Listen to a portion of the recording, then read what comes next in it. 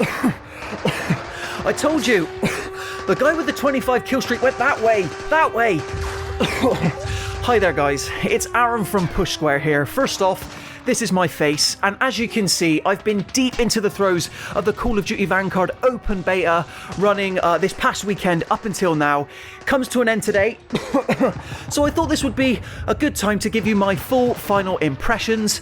But first off, let's change the scenery to something a bit less chaotic and a bit more comfortable. Ah, there you go. Not quite as nice as my home office, but that should do it. So anyway guys, yes, the Call of Duty open beta officially has come to an end today, which I thought would be a great opportunity to talk to you about what I liked and what I didn't like ahead of the game's full final release on the 5th of November later this year. So first off, a bit of my background with Call of Duty. I played it, die hard pretty much back during the Call of Duty 4 days, as most people did. Kind of tailed off by the time we got to the first Black Ops, though I did really enjoy that game's multiplayer.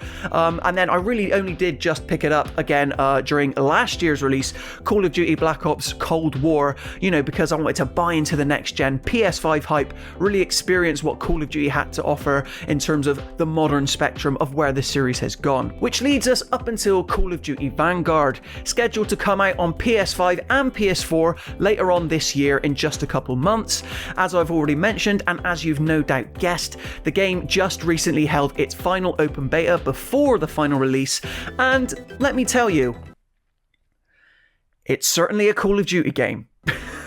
But what do I mean by that? Well, there's obviously pros and negatives in terms of what Activision is trying to do with this year's Call of Duty. I want to start off this video by saying how just utterly surprised I am at how fast-paced and fresh-feeling the folks over at Sledgehammer Games have gone and made World War II, because obviously the World War II setting is quite historically known for being, a bit slower, a lot more trench warfare to be held and to be depicted there.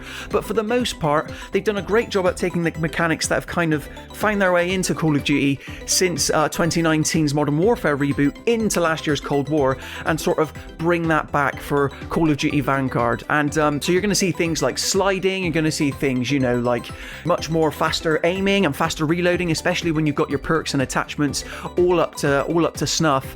And I think that works really well in terms of staving off most PlayStation players' fears that this is just going to be another ho-hum, sort of rickety feeling World War II game. I didn't play much of Call of Duty World War II, which, obviously was the last time we ventured back to this authentic historical period, but just from what I played last year, it's going to fit right in. If you enjoyed Modern Warfare 2019 and you enjoyed this, and you're looking for a competitive, fast-paced brand of multiplayer with a difference, you're going to find it for the most part in Call of Duty Vanguard. A lot of that is because Activision have kind of pigeoned themselves into a hole now, thanks to the ongoing success of Call of Duty Warzone.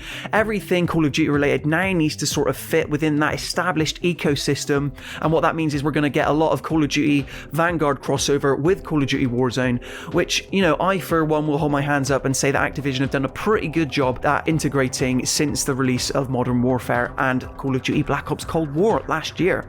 But in terms of this game in particular, as well as the fast pace, I think there's also a great variety of settings here. My personal favourite out of, what was available to play in the beta would absolutely be Hotel Royal, mainly because there's a lot of verticality and depth as well as outdoor areas, but you've also got that quite centralized interior zone, which makes it perfect for game modes like Domination.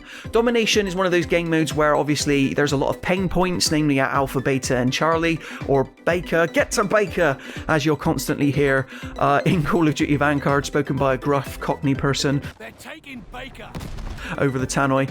But it works in terms of offering a lot of strategy, a lot of sight lines, because you've got the two areas outdoors where you can see from a distance. So I think that works really well. How well does that game actually look? I think it looks pretty good. Sledgehammer are doing really nice work with the lighting here in terms of making it immersive, which might not sound like a lot for a competitive multiplayer game, but in terms of trying to make you feel like you're established within the World War II campaign era, I think it does well.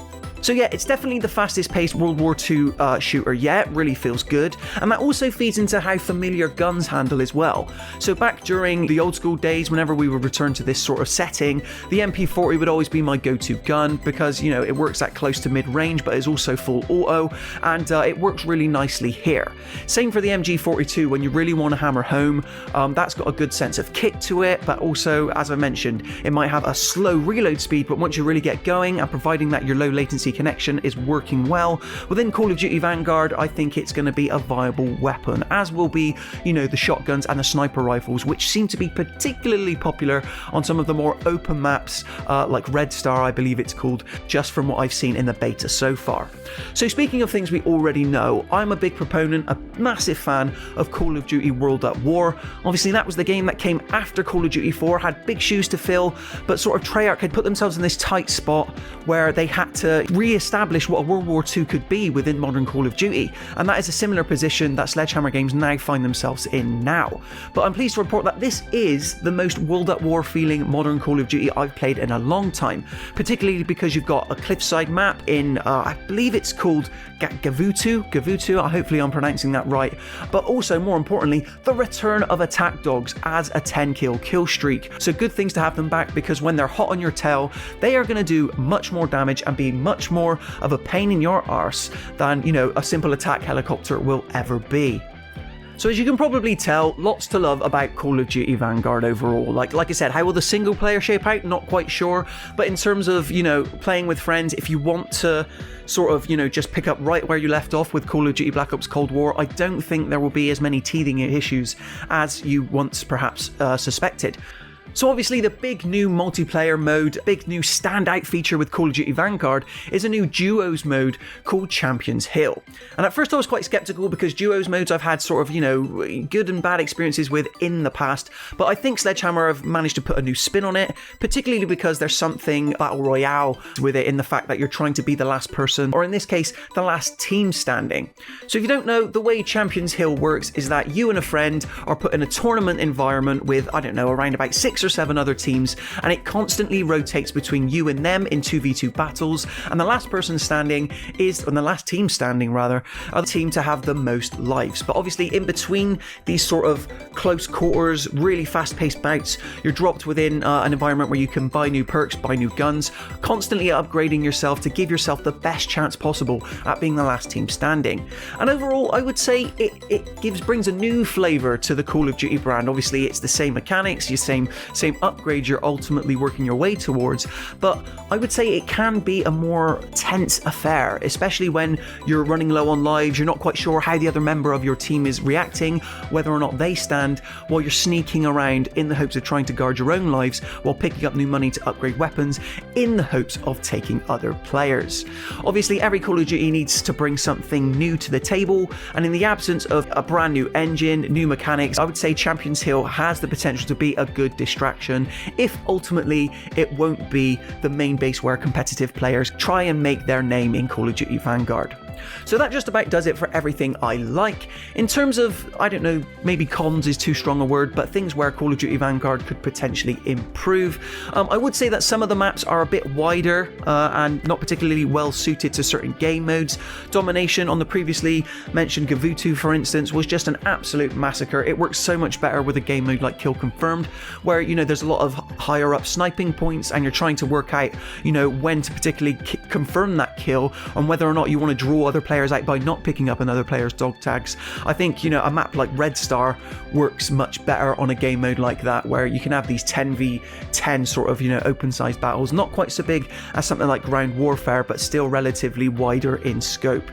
And then the other point I would make is that, you know, I've already touched upon it, but it can feel like an overblown, you know, map pack, a glorified map pack at times. I don't see exactly what's stopping Activision from literally just saying, you know, we're doing like a World War II themed map pack now and providing this for something to owners already of Modern Warfare or indeed Call of Duty Black Ops Cold War.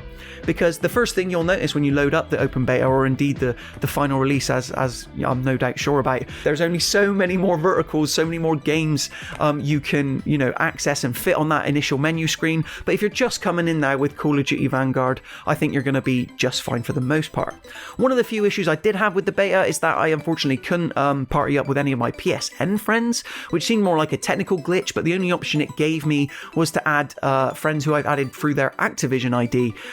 You know, obviously we all have one if you want to play Call of Duty, but I don't see why Sledgehammer wouldn't just enable you to invite and party up through your PS5 friends. It strikes me as technical glitch and issue because I know this wasn't a case with Call of Duty Black Ops Cold War, but there were various instances where I know other friends of mine were playing the beta, but for whatever reason I couldn't invite them because they weren't on my Activision friend list.